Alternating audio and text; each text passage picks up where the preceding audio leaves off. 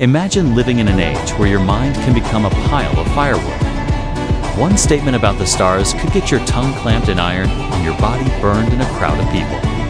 There was a man who chose that path. He fought not with a sword, but with a crazy idea that every star is another sun, and we are not the center of the universe.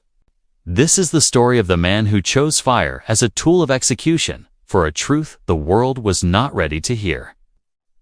The rebel of the Abbey, Giordano Bruno, 1548 to 1600, was born in Italy and educated in a Dominican monastery. However, his critical brain rejected blind dogma. He devoured the writings of ancient philosophers and the work of Copernicus, and drew a far more radical conclusion.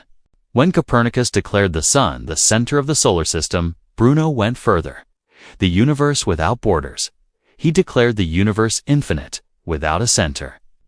Each star is another sun that has its own planet. Life everywhere. There may be other life on these planets. Pantheism. God is everywhere, in every part of nature, not just in heaven. Bruno became an intellectual wanderer, teaching and debating throughout Europe. His thought was feared by religious authorities for breaking down the doctrine that the earth and man were the centers of God as creation, which was the basis of the Church's power.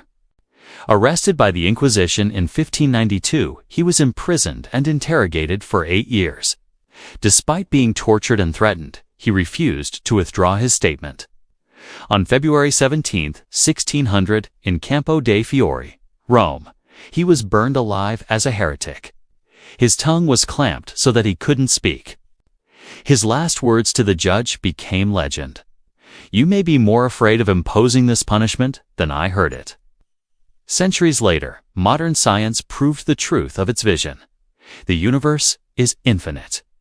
The stars are the sun, and there are billions of planets. Bruno became an enduring symbol of free-thinking resistance against dogmatism. His story reminds us that the truth often comes too early, and the courage to speak out is the greatest legacy for the future.